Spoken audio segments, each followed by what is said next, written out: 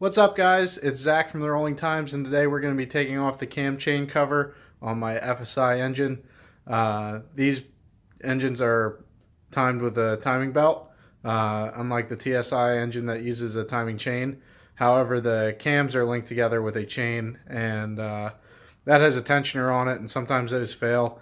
The high pressure fuel pump has a cam follower, and as that wears out, the pieces actually end up in that guide system and they tear up the guides. So I just dropped my balance shafts and oil pump to find out that the balance shaft sprocket was actually broken off. It was sheared off.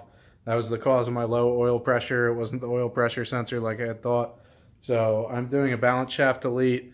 We'll take a look at that in another video probably, but tonight I'm going to pull off the cam chain cover and the valve cover so I can take a look at that, make sure that's all good before I stick one thing back together and have something else break. I was like, you know what, I'm just going to do it all at once.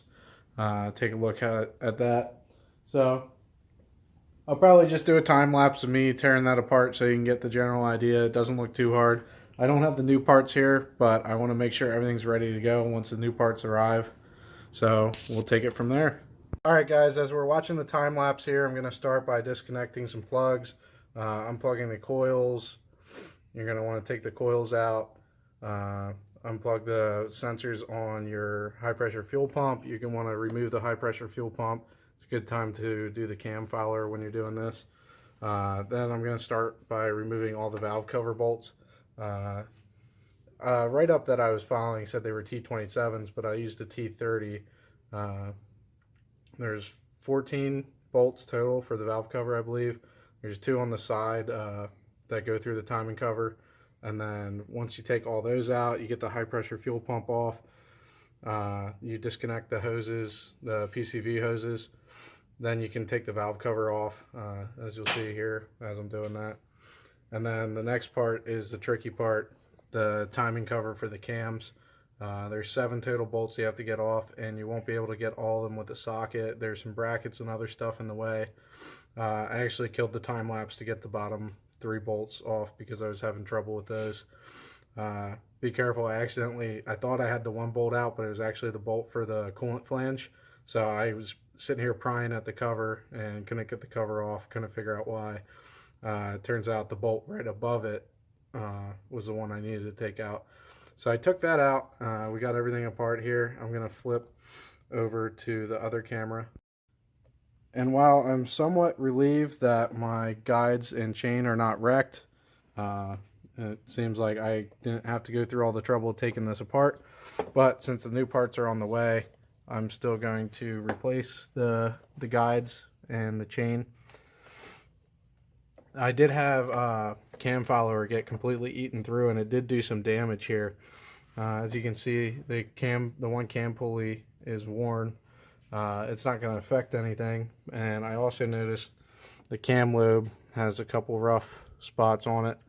It's not terrible, so I'm going to keep running it because I'm not trying to put a new cam in this, and it was running before. It was okay. Also, you can take a look in there at the cover and see that there was some damage in there. Probably chunks of the cam follower were stuck in there while that pulley was spinning. And it shouldn't hurt anything. I mean, the metal that was in there has already ran through the engine and it's going to sit where it's going to sit. So unless I'd fully tear this engine apart and try and get all the metal out, it's kind of pointless at this phase and just run it till it blows. The other thing, I might end up ordering a new cover if I can find one, because when the cam follower got destroyed, it took a chunk out of this cover here, and I have a feeling that may prematurely wear my cam follower. So since I have it all apart, I might replace that cover. I did get a new gasket. Actually, I don't even think I got a new chain. I just got the tensioner and the guides. So that's going to wrap up this video. I hope you guys enjoyed it. When we come back, we will probably be doing either motorcycle stuff, or we'll be putting this stuff back together, or possibly putting the balance shafts back in. Or a Jeep review. Or maybe a Jeep review. Marcus is here. Maybe we'll go do some mall crawling stuff. It's not a mall crawler anymore. He says it's not a mall crawler. We went through a creek. I know this wasn't the most. This wasn't really done as a DIY. I mean, you can follow the time lapse and get the general idea for what this task is.